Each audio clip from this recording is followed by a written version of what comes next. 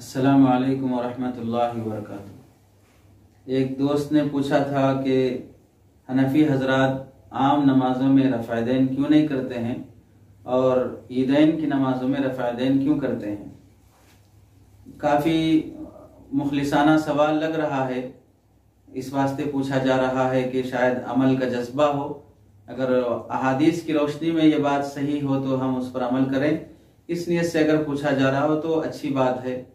اگر عمل کا جذبہ اور عمل کرنا مقصود نہ ہو، محض مسلکی اختلاف کو انتشار اور ہوا دینا مقصود ہے، تو پھر ہمیں ایسے سوالات سے احتیاط کرنی چاہیے۔ پہلی بات اس سلسلے میں یہ عرض ہے، حدیثوں کی روشنی میں کیوں کرتے ہیں کیوں نہیں کرتے ہیں اسے آگے بتائیں گے۔ پہلی بات یہ ہے کہ بعض مرتبہ کسی سوال کا جواب دینا ہوتا ہے، اور کبھی سوال کا جواب سوال کرنا ہوتا ہے، یعنی کوئی شخص ہم سے سوال کرے، ہم اسے جواب دے دیں، مسئلہ حل ہو جائے گا۔ دوسرا طریقہ یہ ہوتا ہے کہ کوئی ہم سے سوال کرے،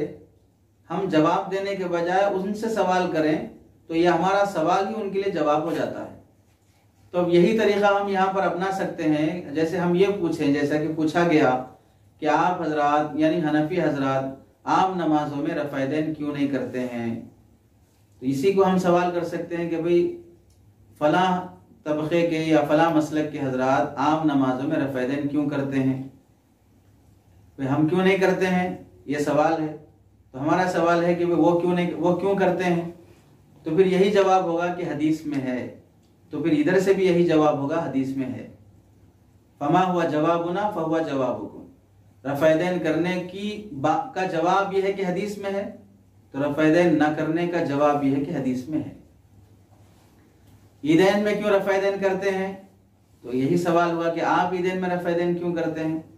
تو جواب ہوا کہ حدیث میں ہے، تو ادھر سے بھی جواب ہوگا کہ حدیث میں ہے۔ تو کبھی سوال کا جواب ہوتا ہے، اور کبھی سوال کا جواب سوال پر سوال کر لینا بھی سوال کا جواب ہوتا ہے۔ دوسری بات کہ مسئلے کی شرعی حیثیت کیا ہے، یعنی عام نمازوں میں تکبیر تحریمہ کے علاوہ رکوع میں جانے سے پہلے، رکوع سے اٹھنے کے بعد اور رکعت شروع ہونے کے بعد وغیرہ یہ رفعیدین کرنے کی شرعی حیثیت کیا ہے۔ جو کر رہے ہیں وہ اسے فرض کہہ رہے ہیں، جو کر رہے ہیں اسے واجب کہہ رہے ہیں، جو نہیں کر رہے ہیں نہ کرنے کو واجب کہہ رہے ہیں، نہ کرنے کو فرض کہہ رہے ہیں۔ کرنے والے حضرات یہ کہہ رہے ہیں کہ جو نہیں کرتے ہیں ان کی نماز ٹوٹ جائے گی، نماز نہیں ہوگی، یا جو نہیں کر رہے ہیں رفعیدین، وہ حضرات یہ کہہ رہے ہیں کہ جو لوگ رفعیدین کر رہے ہیں نماز میں ان کی نماز نہیں ہوگی، ان کی نماز فاسد ہو جائے گی۔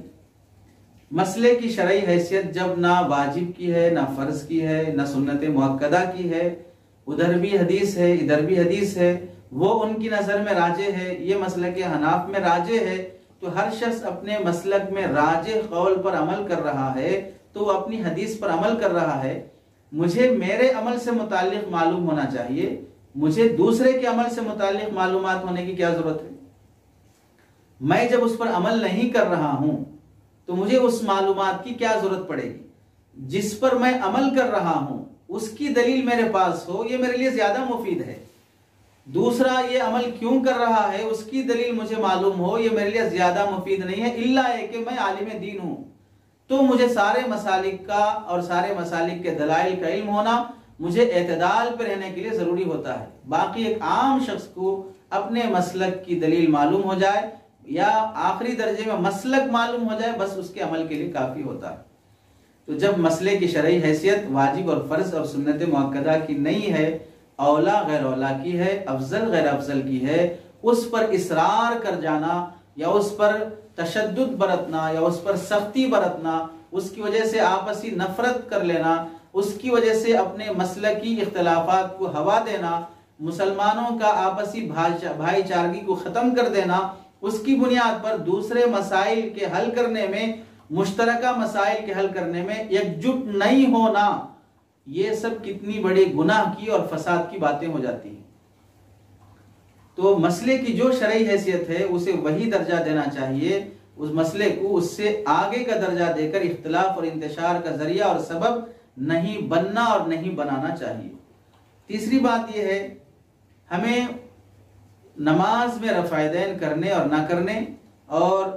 آمین زور سے کہنے یا نہ کہنے کی جس قدر فکر ہے، اس سے زیادہ فکر ہمیں ان لوگوں کی ہونی چاہیے جو نماز ہی نہیں پڑھتے ہیں۔ جو رفع دین سے نماز پڑھا اس کی بھی نماز ہوئی، جو رفع دین کے بغیر نماز پڑھا اس کی بھی نماز ہوئی، لیکن جو یہ دونوں سے رکا ہوا ہے، ہٹا ہوا ہے، اس کی ہمیں کتنی فکر ہونی چاہیے۔ اس پر تو سوال نہیں ہوا کہ آپ نے رفع دین کیا یا کیوں نہیں کیا یا کیوں کیا، ہاں اس پر ضرور سوال ہوگا کہ آپ نماز کیوں نہیں پڑھے ہیں،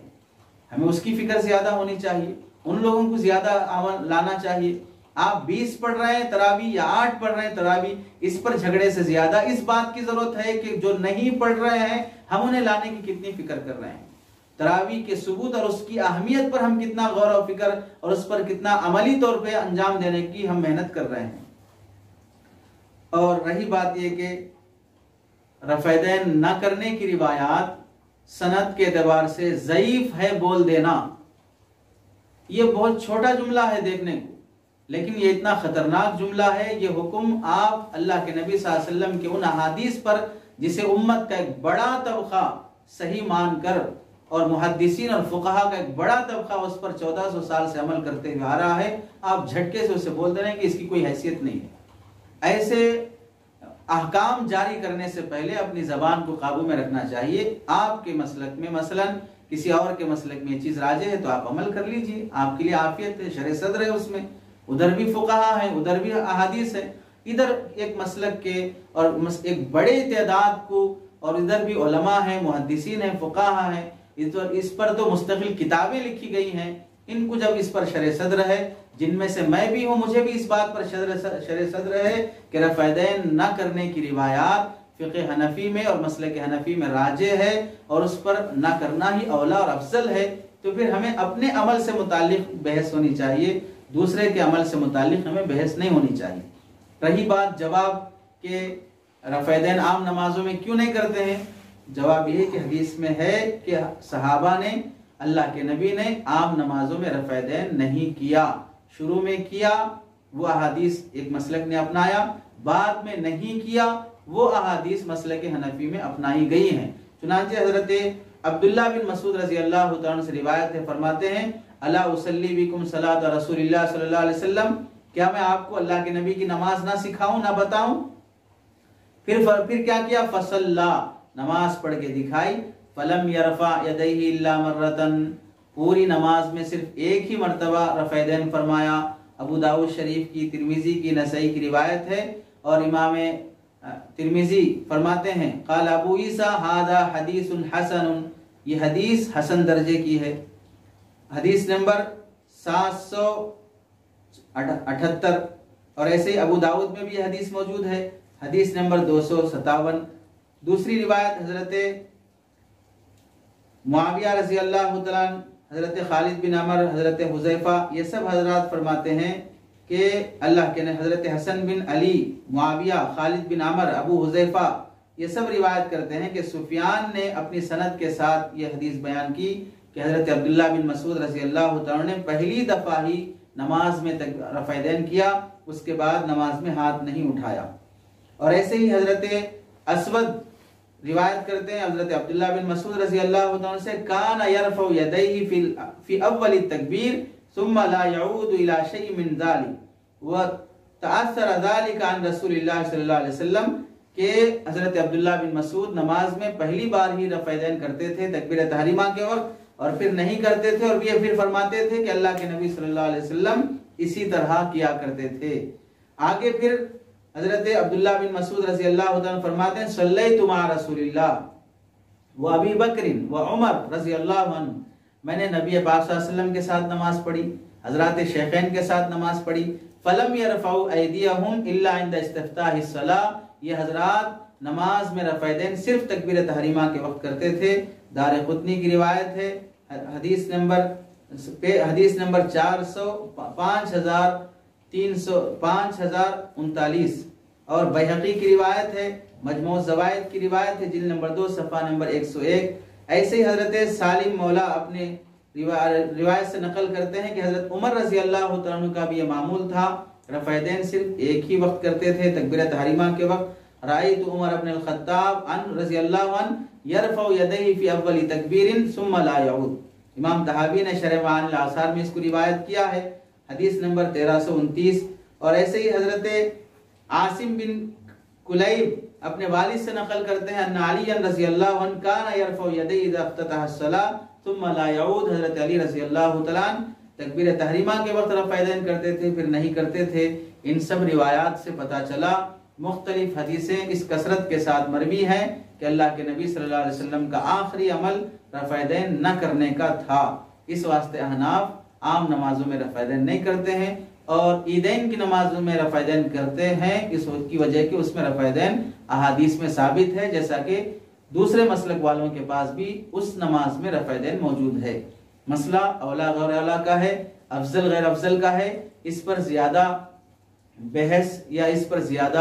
اس پر تو مناظرے ہو چکے، کتابیں لکھی جا چکی ہیں، اس پر سیمینار ہو چکے ہیں، امین صفدر صاحب اکاڑوی کے کئی کتابیں اور مناظرے اس پر موجود ہیں، حضرت مولانا الیاس گمن صاحب کی تقریریں اور کتاب اس پر موجود ہے، اپنے اکابر کی بہت سے رسائل اور بہت سے تحقیقی مقالے اس پر موجود ہیں۔ اب یہ سندن ضعیف اور قوی اور حسن کی بحث یہ عام لوگوں کی بحث نہیں ہے، یہ علماء کی اور درسگاہوں کی بحثیں ہیں۔ اسے عوام اپنی زبانوں پہ لا لینا، اپنی حیثیت سے آگے بڑھنا ہے، اور یہ ایسے ہی جیسے چونٹی کے اوپر آ جائیں تو پھر اس کی جان خطرے میں ہو جاتی ہے، اور ایسے جب جاہل یا عامی شخص بھی دلائل سے بحث کرنے لگے تو پھر اس کا دین خطرے میں پڑ جاتا ہے۔ آدمی اپنے مسائل پر عبور حاصل کرنے کی کوشش کرے، دلائل سے الجھے گا تو خود بخود پریشان ہوگا۔ اللہ تعالی ہمیں اعتدال نصیب فرمائے اور اپنے مسلک پر تسلط اور اپنے مسلک پر رسوخ ہم سب کو نصیب فرمائے۔